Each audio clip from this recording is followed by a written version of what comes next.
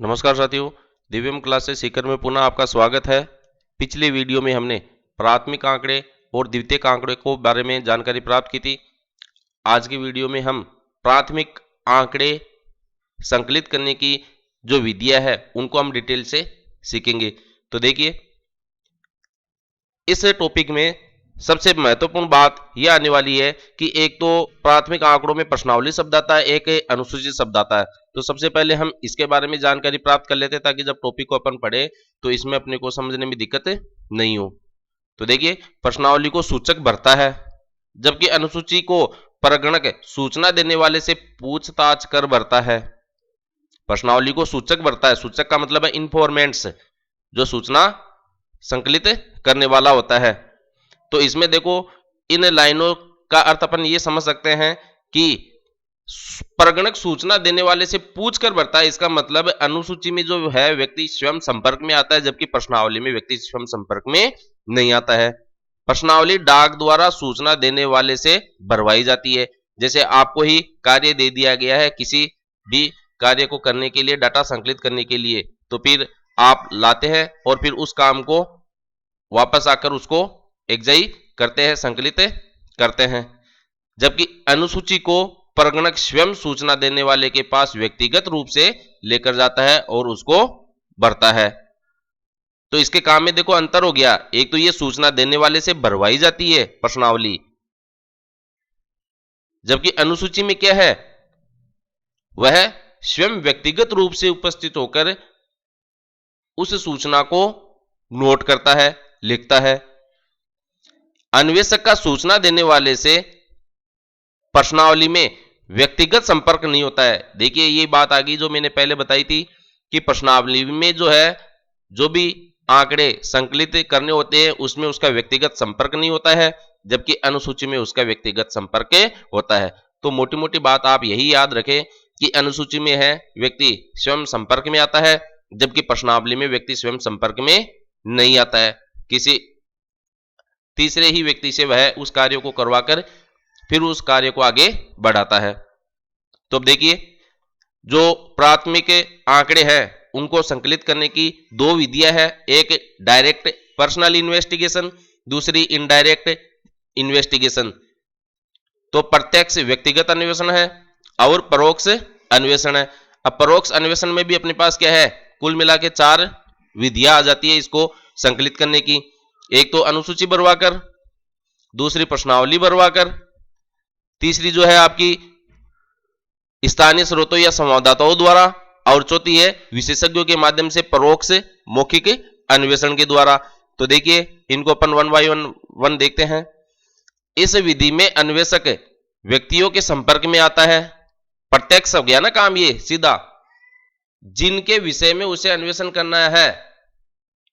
किसके संपर्क में आएगा, जिनके विषय में उसे अन्वेषण करना है उन व्यक्तियों के वो संपर्क में आता है। जिसे उपर्युक्त उदाहरण में अन्वेषक विद्यालय में स्वयं जाकर विद्यार्थियों से संपर्क कर जानकारी प्राप्त करता है। तो हमने उदाहरण देखा था कि विद्यालय में जो छात्र है उनके परिवार के सदस्यों की संख्या क्या है, उनकी आय का स्रोत क्या है, इस प्रकार की एक प्रश्नावली उसने तैयार की थी, अनुसूची उसने तैयार की थी। तो वह स्वयं विद्यालय में जाकर और विद्यार्थियों से उन प्रश्नों को पूछता है।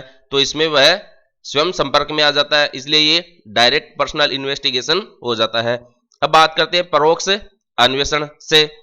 जब अन्वेषण का क्षेत्र विस्तृत हो, विस्तृत का मतलब है बहुत बड़ा हो, बहुत अधिक संख्या में लोगों से हमें सूचनाएं संकलित करनी हो, तो उस स्थिति में अन्वेषक के लिए यह संभव नहीं होता है कि वह स्वयं प्रत्यक्ष में वहां जाकर व्यक्ति से संपर्क करे।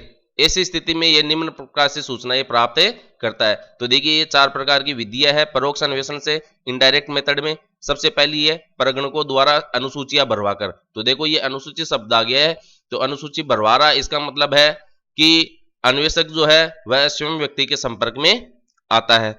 और दूसरा अपना प्रश्नावलियां भरवाकर करवाता है, इसका मतलब यह है कि अन्वेषक जो है वह स्वयं व्यक्ति के संपर्क में नहीं आता है। तो देखते हैं इसके अंदर अनुसूची भरवाकर। इस विधि में अन्वेषक जांच से संबंधित प्रश्नों की एक अनुसूची तैयार कर प्रशिक्षित परिजनों को दे देता है। तब परगणक, परगणक का मतलब होता है गणना करने वाला, जो उस सूचना को संकलित करेगा। जनसंख्या के जब आंकड़े एकत्रित किए जाते हैं तो जिन भी कार्मिकों को ये आंकड़े एकत्रित करने के लिए दिए जाते हैं तो उस स्थिति में उन कार्मिकों को परगणक कहा जाता है।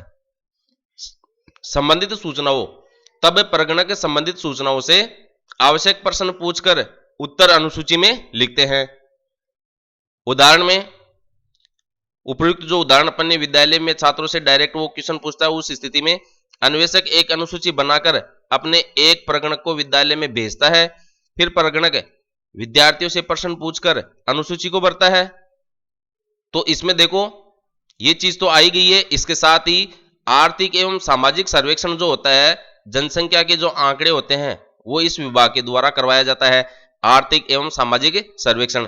तो इस विधि का उपयोग इस विभाग के द्वारा बहुत अधिक स्तर पर किया जाता है।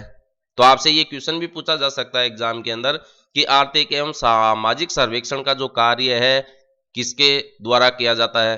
तो आपसे अनुसूचियां भरवाकर भी लिखा जा सकता है, प्रश्नावलियां भरवाकर भी लिखा जा सकता है, संवाददाताओं के द्वारा इस तरीके से ऑप्शन दिए जा सकते हैं। तो आप याद रखें, आर्थिक एवं सामाजिक सर्वेक्षण जो है अनुसूचियां भरवाकर तैयार की जाती है। आपने देखा होगा जनगणना करने वाले जब आते हैं तो एक बड़ा सा एक वर्कशीट उसके पास रहती है, उसके अंदर पहले से उसके पास आंकड़े रहते हैं, उन आंकड़ों को वह 1 बाय 1 करके एक एक करके परिवारजनों से पूछता है और फिर उसमें वो नोट कर लेता है। बात करते हैं दूसरे पॉइंट की, सूचकों द्वारा प्रश्नावलियां भरवाकर, जिसमें व्यक्ति अन्वेषक जो है स्वयं संपर्क में नहीं आता है। तो इसमें देखो किस प्रकार का कार्य होता है। इस विधि में अन्वेषक जांच से संबंधित एक अनुसूची तो तैयार कर लेता है और उसे सूचकों तक सूचना प्राप्त करने का उद्देश्य एवं सूचना की गोपनीयता बनाए रखने के आश्वासन के साथ भेजता है। तो देखिए जो प्रश्नावलियां भरी जाती है उसमें एक कार्य यह भी होता है कि जो भी प्रश्नावली अन्वेषक बनाता है और वो प्रगणक को देता है भरवाने के लिए, तो उसमें गोपनीयता बहुत ही महत्वपूर्ण होती है, यानी कि उसे गोपनीयता का ध्यान रखना होता है। जो भी वह डाटा संकलित करता है वो किसी और को नहीं बता सकता या उसको नहीं बताना चाहिए। फिर सूचक जो प्रशिक्षित होता है, यानी कि ट्रेंड होता है, प्रशिक्षित होता है, यह सूचनाएं भरकर पुनः भेज देता है। तो इस कैटेगरी में देखो कौन सा काम आता है, बोर्ड द्वारा परीक्षा फार्म भरवाया जाना इस श्रेणी में आता है। तो प्रश्नावलियां भरवाकर जो आंकड़े संकलित किए जाते हैं वो उदाहरण क्या है, बोर्ड द्वारा परीक्षा फार्म भरवाया जाना। तो क्वेश्चन आ सकता है, बोर्ड द्वारा परीक्षा फार्म भरवाया जाना निम्न में से किस विधि का भाग है। अनुसूचियां भरवाकर, प्रश्नावलियां भरवाकर कुछ और दे देगा। तो याद रहे जो गोपनीयता का कार्य है वो प्रश्नावलियां भरवाने से जुड़ा हुआ है और प्रश्नावलियां भरवाकर जो आंकड़े संकलित किए जाते हैं उसमें बोर्ड द्वारा परीक्षा फार्म भरवाया जाना इसके उदाहरण के तहत आता है। बात करते हैं स्थानीय स्रोतों या संवाददाताओं द्वारा, जब विभिन्न स्थानों से नियमित रूप से सूचनाएं प्राप्त करना आवश्यक होता है। तो देखिए यहां नियमित शब्द आया है, यानी कि डेली। तो ये क्वेश्चन देखो ऐसे ही बनते हैं यहां पर। तो नियमित रूप से अगर डाटा अपने को संकलित करने होते हैं तो हम परोक्ष अन्वेषण की जो स्थानीय स्रोतों या संवाददाताओं द्वारा विधि है इसका अपन उपयोग करते हैं। तो नियमित रूप से सूचनाएं प्राप्त करना जब आवश्यक होता है तो अन्वेषक विभिन्न स्थानों पर स्थानीय व्यक्तियों या संवाददाताओं को सूचना देने के लिए नियुक्त कर देता है। तो देखो जो न्यूज़पेपर का जो कार्य होता है उसमें आपने देखा होगा कि नाम लिखा होता है संवाददाता, ठीक है। तो न्यूज़पेपर में क्या है, डेली आंकड़े चाहिए अपने को। तो डेली आंकड़े चाहिए तो वो किसी भी व्यक्ति को, स्थानीय व्यक्ति को, जिस क्षेत्र की उसको सूचना चाहिए वहां के व्यक्ति को या संवाददाताओं को सूचना देने के लिए नियुक्त कर देता है। फिर वे लोग उसे समय समय पर सूचना प्रेषित कर देते हैं। यह विधि अधिकतर समाचार पत्रों, आकाशवाणी द्वारा वस्तुओं के बाजार भाव इत्यादि ज्ञात करने के लिए प्रयोग की जाती है। तो देखिए स्थानीय स्रोतों या संवाददाताओं द्वारा जो आंकड़े संकलित किए जाते हैं वो एक तो नियमित रूप से और दूसरा समाचार पत्रों के लिए, आकाशवाणी के लिए जो बाजार भाव है उनको पता लगाने के लिए अपन संकलित करते हैं। तो इस वर्ड भी पर भी आपको विशेष ध्यान रखना है कि निम्न में से सांख्यिकी के अंतर्गत नियमित रूप से सूचनाएं संकलित करना किस विधि का एक हिस्सा है। तो आपको ये तीनों चारों नाम दे सकते हैं, तो आपको याद रखना है स्थानीय। बात करते हैं अगली विधि की, विशेषज्ञों के माध्यम से परोक्ष मौखिक अन्वेषण। देखिए इसमें विशेषज्ञ शब्द आ रहा है, विशेषज्ञ यानी कि जो जानकार है, ट्रेंड है, उसके माध्यम से मौखिक अन्वेषण। हर शब्द को आपको गहराई से देखना है, क्योंकि हम पढ़ तो लेते हैं लेकिन हमें जो इंपॉर्टेंट लगता है उस चीज पर अपन गौर कर लेते हैं, लेकिन इंपॉर्टेंट सब लाइन होती है। तो इसमें विशेषज्ञों के माध्यम से मौखिक अन्वेषण, तो सीधा सीधा ये भी क्वेश्चन पूछा जा सकता है कि मौखिक अन्वेषण किस विधि का हिस्सा है, तो आपको बताना है ये एक परोक्ष यानी कि इनडायरेक्ट इन्वेस्टिगेशन है, जिसके अंतर्गत इसका ये चौथा जो भाग है, विशेषज्ञों के माध्यम से परोक्ष मौखिक अन्वेषण, ये इसका हल होता है। तो मौखिक अन्वेषण और विशेषज्ञ ये इस शब्द से जुड़ा हुआ है इनडायरेक्ट इन्वेस्टिगेशन में। इस विधि में सूचनाएं उन व्यक्तियों से प्राप्त नहीं की जाती है जो अन्वेषण से प्रत्यक्ष रूप से संबंधित होते हैं। तो देखो ये चीज तो अपन देख ही चुके हैं, वरन अप्रत्यक्ष रूप से संबंधित तृतीय पक्षकारों, जिन्हें साक्षी कहते हैं, के सहयोग से प्राप्त करते हैं। रिपीट कर रहा हूं, इस विधि में सूचनाएं उन व्यक्तियों से प्राप्त नहीं की जाती है जो अन्वेषण से प्रत्यक्ष रूप से संबंधित होते हैं, यानी कि डायरेक्ट संपर्क में नहीं है, वरन अप्रत्यक्ष रूप से संबंधित तृतीय पक्षकारों, जिन्हें साक्षी कहते हैं, के सहयोग से प्राप्त करते हैं।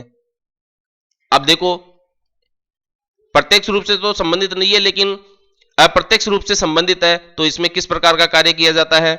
यदि विद्यार्थियों का वार्षिक मूल्यांकन बिना परीक्षा लिए ही करना है, तो यह कार्य संबंधित अध्यापक द्वारा संपन्न कराया जा सकता है। उपर्युक्त माध्यमों में, अब देखिएगा, उपर्युक्त माध्यमों से प्राप्त किए गए आंकड़ों को काफी हद तक सुधारा जा सकता है, परंतु इसमें मानव समय एवं धन का काफी व्यय होता है। तो जो आपका चौथा बिंदु है, परोक्ष मौखिक अन्वेषण, यदि किसी स्कूल में विद्यार्थी का वार्षिक मूल्यांकन करना है, बिना परीक्षा के ओरल टेस्ट लेना है, तो हम इस विधि का इसमें उपयोग करते हैं, विशेषज्ञों के माध्यम से परोक्ष मौखिक अन्वेषण। तो देखिए ये अब तक की आपकी प्राथमिक आंकड़ों की जो दो विधियां थी, प्रत्यक्ष व्यक्तिगत अन्वेषण और परोक्ष अन्वेषण, इसको हमने देख लिया है। अगली वीडियो में हम जो द्वितीयक आंकड़े होते हैं उसके प्रकार जो होते हैं उसके बारे में जानकारी प्राप्त करेंगे। तब तक इनकी एक एक लाइन के एक एक शब्द को आपको देखकर इनको याद रखना है। तो बने रहिए, सीखते रहिए, अभ्यास करते रहिए।